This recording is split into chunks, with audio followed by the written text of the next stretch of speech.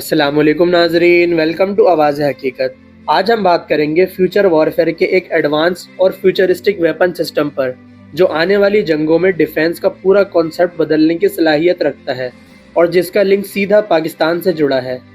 South China morning post के एक recent article के मुताबिक पाकिस्तान नेवी चाइना के LY-1 ship borne laser weapon system में इंटरेस्ट रखती है। ये बात पाकिस्तान के फॉर्मर नेवल ऑफिसर और national institute of maritime affairs के प्रेसिडेंट अहमद सईद ने बीजिंग फोरम के दौरान साइड डिस्कशंस में मेंशन की। LY-1 एक high energy directed weapon system के ज़ुमेरे में आता है। ये कन्वेंशनल मिसाइल्स या गन पर डिपेंड नहीं करता, बल्कि लेज़र या माइक्रोवेव बेस्ड एनर्जी बीम के ज़रिए मॉडर्न एरियल थ्रेट्स को न्यूट्रलाइज करने के लिए डेवलप किया गया एक एडवांस डिफेंस सिस्टम माना जाता है।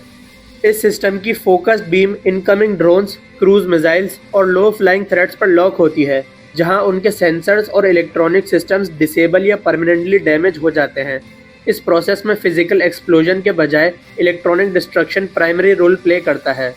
पब्लिक डोमेन में LY-1 की exact operational range officially disclose नहीं की गई, लेकिन इस कैटेगरी के लेज़र वेपन सिस्टम्स आमतौर पर कई किलोमीटर तक इफेक्टिव रहते हैं। सबसे बड़ा एडवांटेज, रिस्पॉन्स टाइम कम होता है जो लाइट स्पीड के बराबर होता है। लेज़र वेपन सिस्टम का एक बहुत इंपॉर्टेंट फ़ायदा कॉस्ट फैक्टर से जुड़ा होता है।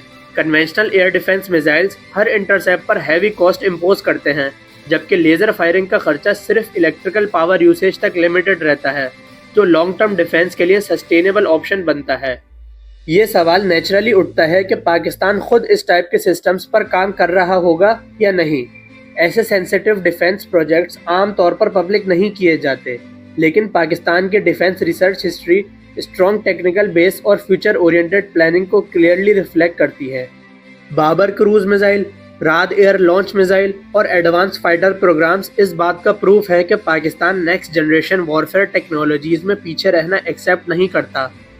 डायरेक्टेड एनर्जी वेपन्स इसी टेक्नोलॉजिकल एवोल्यूशन का नेक्स्ट लॉजिकल स्टेप समझे जाते हैं, जहां फ्यूचर थ्रेट्स का रिस्पॉन्स पहले से प्लान होता है। मॉडर्न वॉरफेयर में ड्रोन्स और क्रूज मिसाइल सबसे बड़ा चैलेंज बन चुके हैं।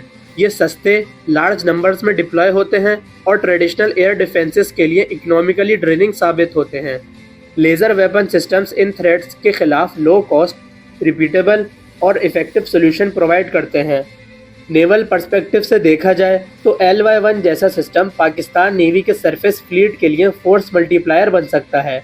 ये मॉडर्न फ्रिगेट्स और फ्यूचर प्लेटफॉर्म्स को ड्रोन स्वॉर्म्स और मिसाइल सेचुरेशन अटैक्स के खिलाफ एक strong close range defence layer provide करता है। इस सिस्टम का सबसे एडवांस पहलू फ्यूचर AI इंटीग्रेशन का स्कोप है। आर्टिफिशियल इंटेलिजेंस के साथ थ्रेट डिटेक्शन, प्रायोरिटी सेटिंग और इंगेजमेंट प्रोसेस ऑटोमेटेड हो सकता है, जहां स्वॉर्म ड्रोन्स जैसे कॉम्प्लेक्स अटैक्स को बिना ह्यूमन डिले के न्यूट्रलाइज करना पॉसिबल हो जाता है। ये बात बिल्कुल वाज़ेह होती जा रही है कि फ्यूचर वॉरफेयर सिर्फ मिसाइल्स और गन्स तक लिमिटेड नहीं रहने वाले, बल्कि स्पीड, ऑटोमेशन और smart energy systems decisive role अदा करेंगे। LY-1 जैसा लेज़र वेपन पाकिस्तान के डिफेंस माइंडसेट को एक प्रोएक्टिव और टेक्नोलॉजी ड्रिवन डायरेक्शन देता नजर आता है। अगर ये सिस्टम ऑपरेशनल लेवल पर पाकिस्तान नेवी का हिस्सा बनता है तो ये सिर्फ एक वेपन एडिशन नहीं होगा, बल्कि रीजनल डेटरेंस में क्वालिटेटिव शिफ्ट समझा जाएगा। यह डेवलपमेंट पाक China strategic partnership, indigenous learning और फ्यूचर बैटलफील्ड रेडीनेस को न्यू लेवल पर ले जा सकती है। अगर आपका इस टॉपिक के रिलेटेड कोई सवाल या कन्फ्यूजन है तो कमेंट्स में ज़रूर पूछें, और अगर वीडियो पसंद आई हो तो वीडियो को लाइक करें, अपने दोस्तों के साथ शेयर करें और हमारे चैनल आवाज़ हकीकत को सब्सक्राइब करना ना भूलें। साथ ही साथ बेल आइकन ज़रूर दबाएं ताकि आपको ऐसी ही लेटेस्ट डिफेंस अपडेट सबसे पहले मिल सकें। तब तक के लिए अपने मेज़बान को इजाज़त दीजिए। अल्लाह हाफिज़। पाकिस्तान जिंदाबाद।